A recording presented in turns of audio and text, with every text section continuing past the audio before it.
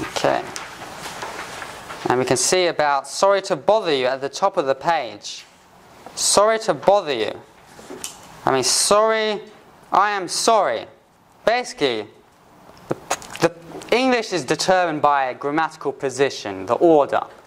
And the problem with English is it's made more complicated because a lot of time they omit certain words. Even though the order is the same. That's the main thing. The order is the same. But sometimes they omit the words. If I was to change sorry to bother you and say to sorry bother you or something, then it just doesn't make sense. You know, it makes no sense. So even though this in reality should be I am sorry to bother you, if you were to change it in a way like I am sorry to bother you, so I too am sorry to bother you, or I sorry am bother you, it will make no sense because the order has changed. But when you omit the words, as you can imagine what it means, it's okay. You know, sometimes you might omit too much so you can't understand it. It might be unclear because you say too little, you know. If I was to say, I am sorry to bother you, and say, I am to bother you or something. It's like, what? Why? What? You don't understand.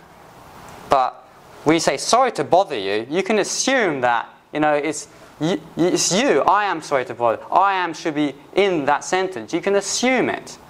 That's why it's okay. So, I am sorry to bother you comes sorry to bother you. Sorry to bother you. This is basically what is necessary to say. Like, I am sorry to bother you.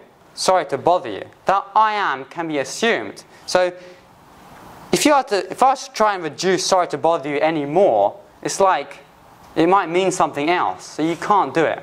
So, you know, I can't say sorry to bother. It's like sorry to bother who? Sorry to bother that person? Him? I don't know. So, you know, this is as short as you can really go. So, sorry to bother you.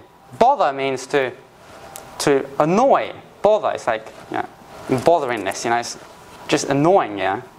Bother something. So, I'm sorry for bothering you. Sorry for the trouble. Trouble is something difficult, it's a kind of difficult problem, a difficult thing that the person is experiencing. So he's having trouble, you know, he feels trouble, he feels like he can't do something properly. That's what the trouble is. So, sorry for causing you trouble. Sorry for making your life troublesome. That's what the trouble is. So, sorry to bother you, sorry for the trouble. As you can see, the difference between this is sorry to bother. To bother. Bother being a verb. Sorry to do this action on you, to cause this action on you. Whereas sorry for the trouble is sorry to cause this noun, this action for you. Sorry to cause this state of trouble. It's not a verb, it's not force doing something on you, it's sorry to cause this state. I'm sorry to bother, trouble you.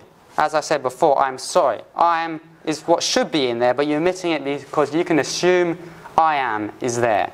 So, I'm sorry to bother, trouble you. Basically, you know, trouble is the verb, so bother, trouble. Basically the same thing.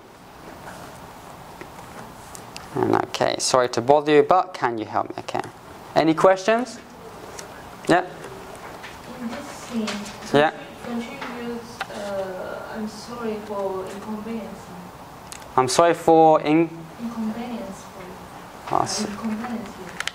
That doesn't make, sorry, grammatically it makes no sense because sorry for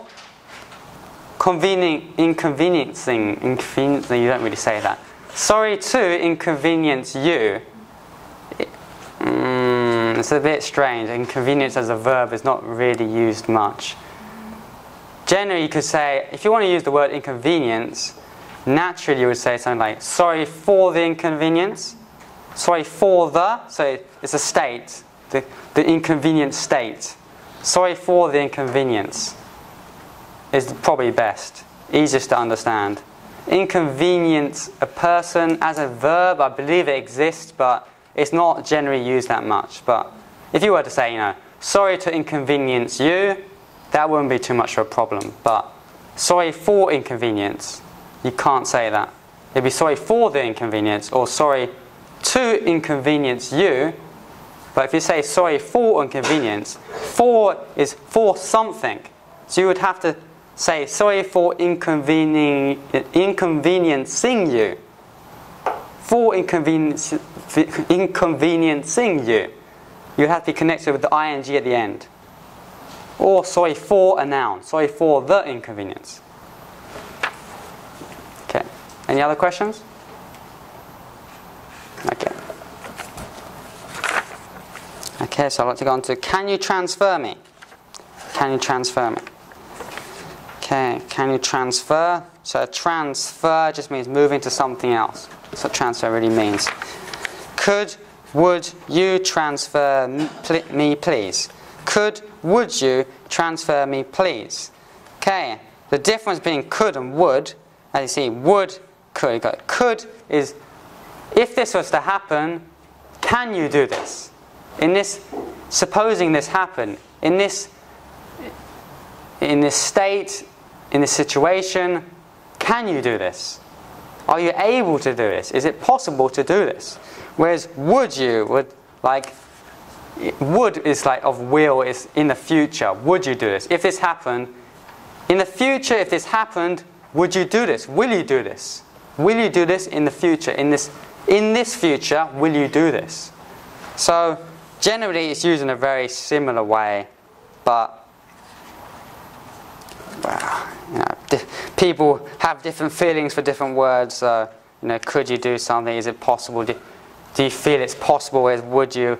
If this was to happen, would you? Would you do it? You know, it's asking naturally, generally, would you do this? You know, usually in this situation, would you do this? Whereas could you is whether it's physically possible. You know, it's possible for you to do it. That's a slight nuance difference, but it's very similar. Okay, could you transfer? Transfer is move from one place to the other. So, would you mind transferring me? As I said before, mind being your mind. So, would you care? Would you care about? Would it be something that bothers your head? You know? Would you mind? Would you mind transferring me? You have to think. You know, would you mind? Like, if I was to do this, would you think? Would you care? Would you use your mind? You know, would you mind? So, transferring me. Would you mind if you were to transfer me? You know, if you were to transfer that person, would you get bothered in your head? That's what it's saying. Would you mind transferring me? Would you kindly transfer the call, please? A lot of the time they use kindly because it's just like, you know, being polite. Very kind person, kindly, you know. It's suggesting that what you're doing is a very nice thing. So, you know, kindly do something. It's like you're very kind for helping me. Something. It's, kind can be added to these words just to make it feel more polite. Would you kindly transfer the call, please? So basically the same. And could you transfer? Yes, basically the same. Okay, any questions about that? No?